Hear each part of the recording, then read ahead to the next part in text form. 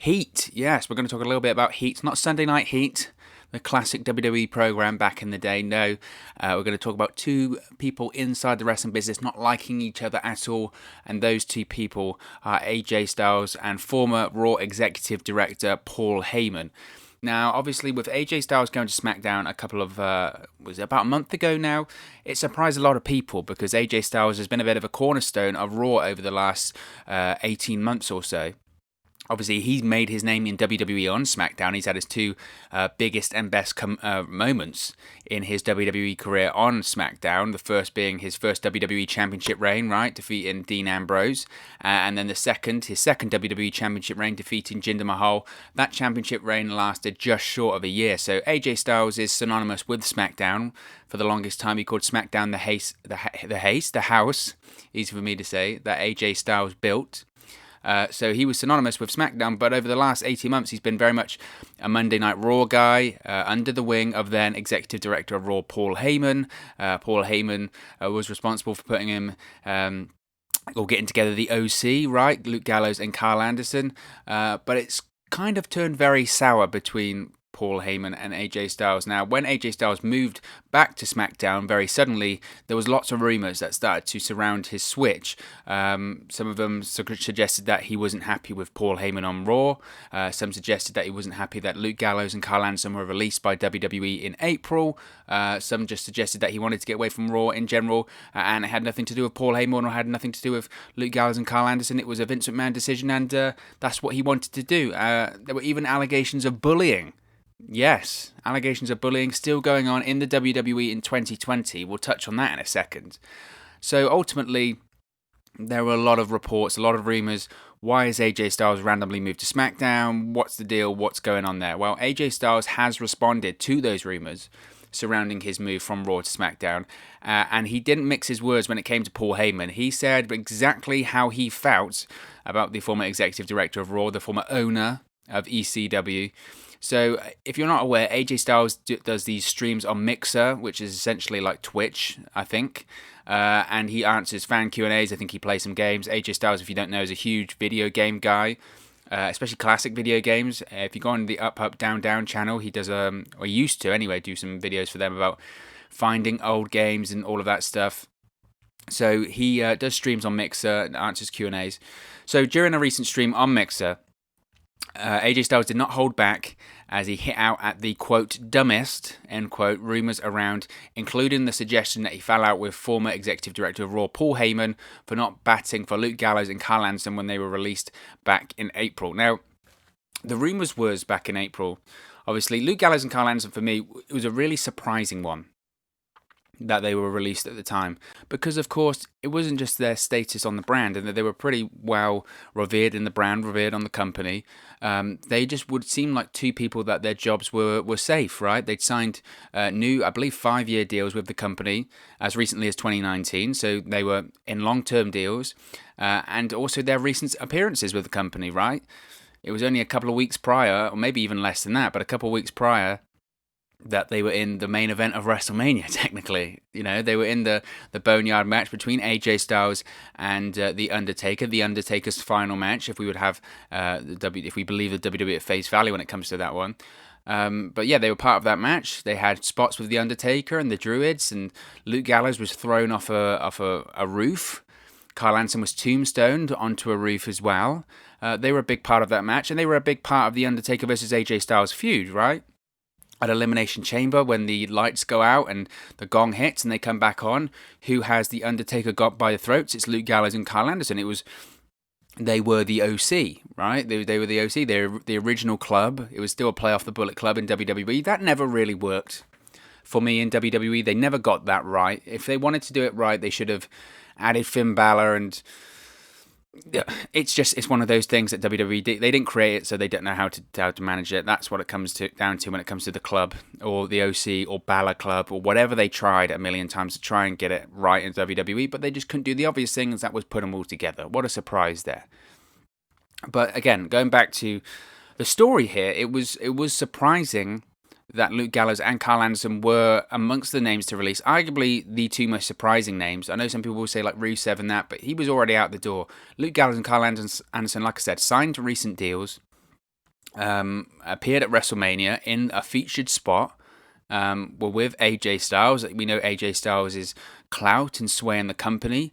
So it was really, really surprising. And I think it took AJ Styles also by surprise, which is why he wasn't happy when it comes to Paul Heyman. Now, AJ Styles, when he was on his Mixer stream, he said, quote, "When it comes to the rumour of Paul Heyman and me being upset with him because he didn't take out for Gallows and Anderson, that's not what it is. What it was at all. Not even close. I'll give you a snippet of what me, Gallows, and Anderson already know. He's a liar. He's a bold-faced liar." End quote. Now, this is how I laughed a little bit when I saw this because Paul Heyman being a liar or being called a liar is hardly breaking news in 2020, right? How many stories have we heard that Paul Heyman is a liar, he can't be trusted, he's two-faced, checks written by him didn't cash in the 90s or they bounced, or he screwed people out of money when it comes to ECW. Paul Heyman being a liar or talking out the side of his mouth or the side of his face. What is that expression? What even is that? I don't know. Either way, Paul Heyman being a liar is hardly breaking news. That's just not the case. I think maybe the surprising thing is that a lot of people thought in 2020, given his track record, and given the position that he was in now, and he had subsequently appeared to have evolved as a person, and the old shady, dodgy businessman that was Paul Heyman didn't really exist anymore. It was a more modern, a more reliable, more corporate version of Paul Heyman. But maybe that wasn't the case because, yet again, we've got people coming out saying that Paul Heyman is a liar. So, maybe zebras never change their stripes or cheetahs never change their spots. I mean, I'm mixing metaphors massively here. I have no idea. I'm not very good with animals. No, I don't know. But Paul Heyman being a liar is not surprising in the slightest. But I do find it funny there that AJ's basically saying, look, the rumours about me switching from Raw to SmackDown because I wasn't happy with Paul Heyman aren't true in the slightest, okay? But I will say that he's a liar and I'm not happy with him in the slightest. He's kind of denied yet confirmed that there's heat there. Now, maybe the exact reason for AJ Styles moving to SmackDown wasn't all Paul Heyman, right? Maybe it wasn't, I want to get away from Paul Heyman or any of that stuff because the Paul Heyman removal as executive director of Raw happened around the same time that AJ Styles moved to SmackDown anyway. So if AJ really wanted, to not work with Paul Heyman, he wasn't going to be on Raw soon anyway, so it doesn't matter. I guess, though, when Brock Lesnar does eventually come back to WWE, Paul Heyman is still under contract with WWE as an in-ring performer, right? That's what that statement said. Not just a performer, but not an advocate, but an in-ring performer, because Paul Heyman's at home working on his shooting star press. What a silly statement. Maybe AJ just was like, Paul Heyman is even back with the company, when he's back as a performer with Brock Lesnar, I didn't even want to be in the same building as him. I don't want to be on the same brand as him. Move me to SmackDown.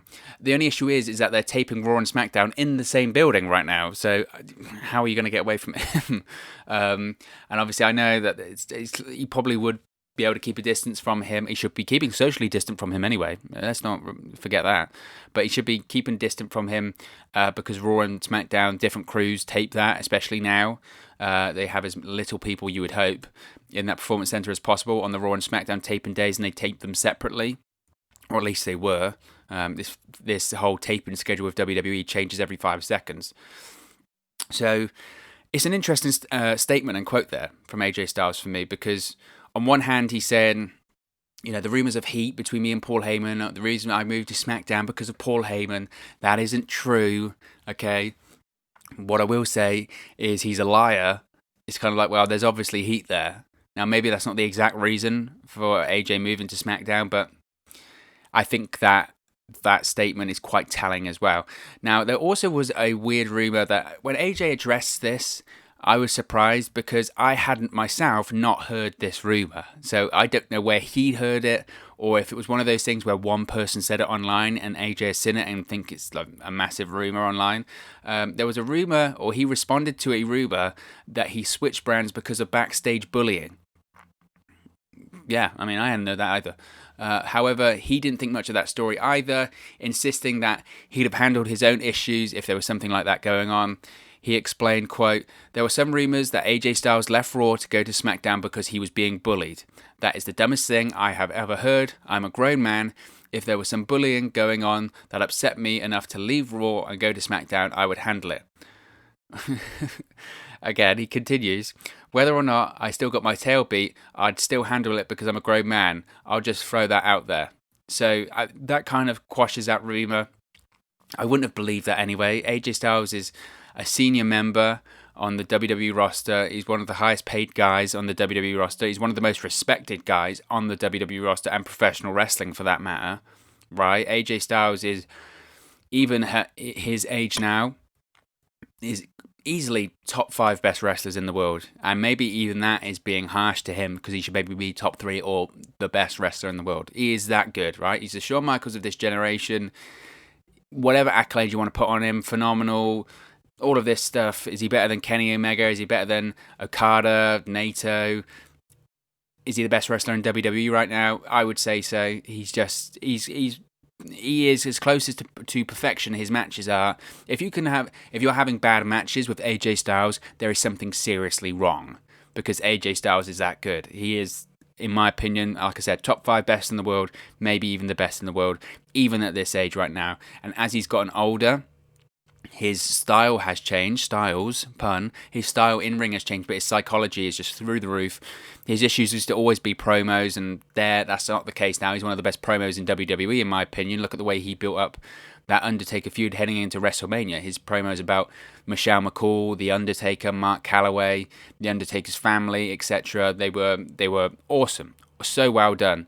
So the idea that AJ Styles might be getting bullied would be staggering to me. Absolutely staggering. Now, I'm not going to say that doesn't exist because this is WWE after all. How many horror stories have we heard over the years about bullying, about ribbing, about people being forced out of the company due to constant bullying, constant ribbing and incessant bullying, pooping in people's bags or attacking people in the showers or throwing their gear in the shower or anything like that.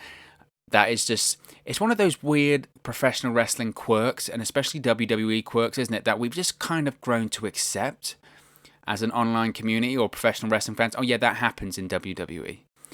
And I know people will respond to that and say, well, that was the 90s or the early 2000s.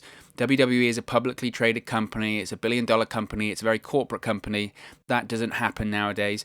And I would agree with that statement partially, but it's not completely the case. Because it isn't. Yes, in the 90s, when you had people like Bradshaw backstage, who is renowned for being just a massive bully, those rumours were probably true, and we've heard those stories about Bradshaw's bullying, ad nauseum, haven't we? Even to the point where Joey Styles, the ECW announcer, knocked him out on a flight. I believe it was to Iraq or the Middle East or something like that, for one of those Tribute to the Troop shows. So his bullying backstage is well documented. But to say that it doesn't go on in 2020 or it doesn't go on in WWE right now, I wouldn't go that far. I wouldn't go that far because every couple of years we hear stories about this kind of thing in WWE. Whether it's Bill DeMott in NXT back in, when was it, 2013, 2014, 2015. And people say, well, that was 5 years ago. Do I have to go back to JBL and Mauro Ranallo back in 2017? And people will go, well, that was 3 years ago. Do I have to go back to Corey Graves and Mauro Ranallo last year? That was a year ago. That stuff goes on in WWE. And I don't think it's just specific to WWE. I think that's in all forms of business, unfortunately, that is the case. I mean, we've all worked somewhere, right?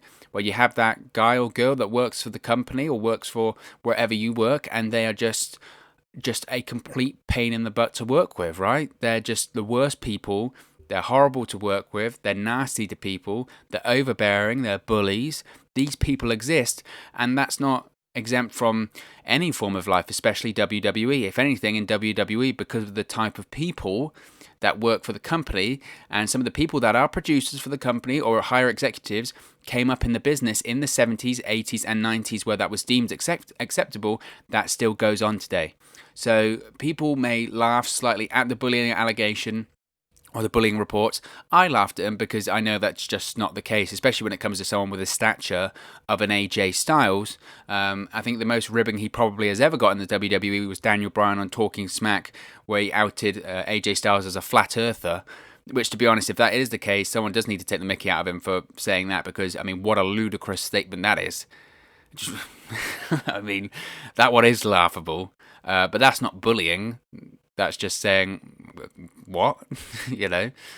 But the idea that bullying doesn't exist in WWE is farcical. It certainly does. Maybe not to the extent that it did in the 80s and the 90s, but I have no doubts that there are people backstage that are very overbearing and difficult to work with because of their attitude of bullying, ribbing, and such forth. I mean, it's just, I think it's part and parcel of the business and part and parcel of life, to be honest, as well. You've got to remember, a lot of the recruits now in NXT come from sporting backgrounds. Sometimes those sporting backgrounds can be particularly difficult, and that kind of behaviour is deemed acceptable, so they do it, or they carry it over into WWE or professional wrestling, right? It's the old-fashioned click. It's the click. Go back to the click, and you can see it there. So that stuff, whilst it hasn't happened in the AJ Styles case, it certainly does happen in professional wrestling. So all of those reports do need to be considered slightly. Now, Paul Heyman, of course, was removed from his position as the executive director of Raw at the end of last month, with SmackDown executive director Bruce Pritchard taking over the reins of both weekly shows. Raw hasn't really seen much of an improvement in the ratings since. I would give Bruce Pritchard credit in terms of Monday Night Raw that the pace is quicker of the show. But in terms of the overall ratings, I mean, have we seen any increase? No. I mean, we did the first couple of weeks because they hot-shotted having Christian return to the ring, kind of. But apart from that, in that Raw, I mentioned this on social media a few days ago, that Raw, as long as that remains a 3-hour show, you can have The Rock, Stone Cold, and The Undertaker on all separate 3 hours, and it will still struggle to draw more than 2 million viewers. Because that third hour is just, it's too much. It's too much. And the more that third hour continues to be there, the more they will start to hemorrhage viewers, which is what they're doing. Year on year, Raw loses more and more and more viewers. And this was the case even prior to bringing in the third hour of Raw. But what I will say to that is, once that third hour was brought in, it began to tank even more. You look at like the last few 2-hour Raws, they were averaging like 4 million viewers. Now, this past week on Raw, they averaged like 1.6 million viewers. Where have those like 3 million viewers gone? Where? Apparently, they've disappeared. Poof. They've gone back into the ratings wilderness because they decided they don't want to watch Raw anymore. And every time you get into this argument about, or discussion, let's not argue, every time you get into this discussion about ratings when it comes to Monday Night Raw, it always comes down to, well, at the moment there are extenuating circumstances. That is absolutely true. There are extenuating circumstances due to the pandemic, due to having no fans, due to some cases having limited stars available to WWE. I will cut them slack when it comes to that. But for me, this has been a problem that has way, way predated the pandemic or anything of that sort. This has just sped up the process by about 6 months or a year. WWE would be in this state in about a year's time anyway, because even when they had arenas, even when they had fans, even when they had all the people available to them, they were losing viewers near enough every couple of months on Monday Night Raw. It would go up slightly, and people go, "Oh, Raw," and then in a couple of weeks they drop, and then they're lower than they were 3 weeks ago, even though they had a Raw where they spiked up higher. And I almost think that's because people turn off. You have people turn back in and go, okay, I'll give it a look. Then are so disgusted by what they've seen and go, I'm never watching that again. You've turned off the people that came back, and you've also turned off the people that were watching as well. Double bubble, they're gone. And that's what it is with Monday Night Raw. That's exactly what it is. SmackDown isn't much better, but it's 2 hours and it's on network TV, so it's always going to beat Raw. That's just the case. If anything, Raw's actually been a better show than SmackDown in the last few weeks, but that's what it is. Maybe that's why AJ Styles moved over to SmackDown. It's just got more people watching, right? But that whole Raw, it's just, as long as it has the third hour, it's going to be like that. And, newsflash, that third hour isn't going anywhere anytime soon. It really, really isn't. And the reason as to why is because the USA Network pays WWE a lot of money to keep that third hour there. They paid him a lot of money to switch it to a 3-hour show in the first place. I don't think WWE wanted it to be a 3-hour show. I don't even think now WWE wants it to be a 3-hour show. WWE Monday Night Raw has been a 3-hour show now for 8 years. I mean, that's a long 8 years as well. And if anything, they've done well to manage it for 8 years, to have a weekly 3-hour show every Monday for 8 years. You have to almost give them credit for that. But it can't go on much longer. It can't. But it will, as long as USA Network pays WWE a lot of money. Because ultimately, this is the problem here. USA Network, if they had anything else on between that 10 to 11 spot, which is that third hour, it would die. It would bring in much less viewers than Monday Night Raw does. Monday Night Raw, that last hour, I think this past week, that last hour brought in something like 1.5 or 1.6 million viewers. For USA Network, that's a lot of viewers that they wouldn't usually have in that 10 to 11 spot. They just wouldn't have it. If they had their original programming or whatever, they wouldn't have that. It's a guaranteed 1.5, 1.6, maybe even lower than that, like 1.3 million viewers, but it's a guarantee that they're going to probably get that number every week in that spot, and they're very, very happy with that. So they'll continue to pay WWE very, very handsomely to keep that third hour there. From WWE's point of view, they have to start weighing it up now, in my opinion, and start looking at the future and going, okay, it's great. We can get in this load of money from USA Network, but we're losing viewers every single week, and eventually no one's going to be watching this show anymore because it sucks, because it's 3 hours long and it's too much to watch. What do? You have to weigh up, is the money worth losing all your viewers? Because eventually, once your viewers have gone, the money will disappear too, because the USA Network will go, actually, the first 2 hours, they're losing more and more people as well. The final hour, even though it's more than we would usually have, Raw sucks and everyone hates it. So money gone. WWE has to take a stand. I think USA Network have to take a stand. To me, it should be about producing quality programming that people want to watch as opposed to money. But that's been WWE's case for a long, long, long time. It's all about money when it comes to the ratings, and it's all about money when it comes to networks and cable providers and all of that stuff. That's all they care about. Vince McMahon was one of the few people to make an increase in his net worth over this pandemic. So it says a lot. It's all about money. All about money. And I know I've deviated slightly from the subject. We were talking about AJ Styles there. I think the AJ Styles, Paul Heyman situation here, this is the first that we've heard from AJ Styles comment on it. We haven't heard what Paul Heyman has had to say. I don't think this is over yet. I think we will hear a lot more about this in the coming weeks and months. Luke Gallows and Carl Anderson, they're still waiting for their WWE non-compete clause to expire. At the time of recording, it's set to expire. This is highly debated, isn't it? Whether it is July 18th or whether it's July 15th. Their WWE non-compete clause, let's stay safe, is set to expire this week. So we're going to, obviously, I think, see Luke Gallows and Carl Anderson at Slammiversary on Saturday for Impact Wrestling, which is really exciting. I'm really looking forward to that.